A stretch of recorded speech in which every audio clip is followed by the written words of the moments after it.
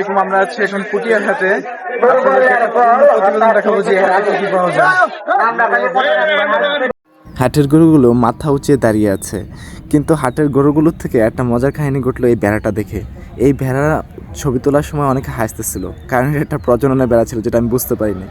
এই হাটের ভেড়াগুলো খুব কিউট ছিল, পাশাপাশি অনেক সুন্দর সুন্দর ছাগলগুলো মানুষ বিক্রির জন্য নিয়ে আসছে। মাঝ বিকেলে হাট একদম জমে আসছে।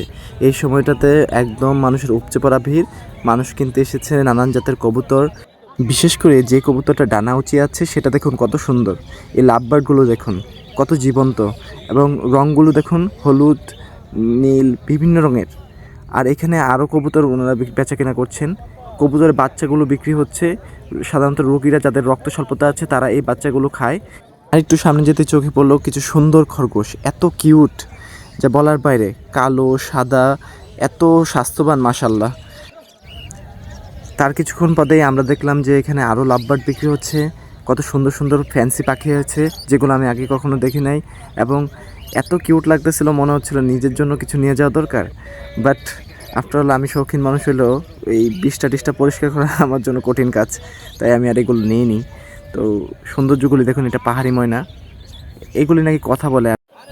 এই জায়গাটায় দেখলাম হচ্ছে দিনাজপুরের মুরগি, যেগুলো নাকি 6 থেকে 7 হাজার টাকা প্রতি পিসের দাম, ওই যে সাদা মুরগিটা, এবং পাশে আছে টার্কি মুরগি। এইগুলি দেখার পরে সামনে এত সুন্দর একটা ফ্যান্সি মুরগি দেখলাম, যেটা আমার মনটা ভালো করে দিল। আমরা চলে যাব, কিন্তু এই লোকারণ্য হয়তো বা চলতেই থাকবে। ইনশাল্লাহ আবারও আসতে চাই এই সুন্দর জায়গায়। ভালো থাকবেন সব। We are leaving the hut and now we are heading to home. That's it. I hope you enjoy the content. We'll see you in another video. Allah Hafiz.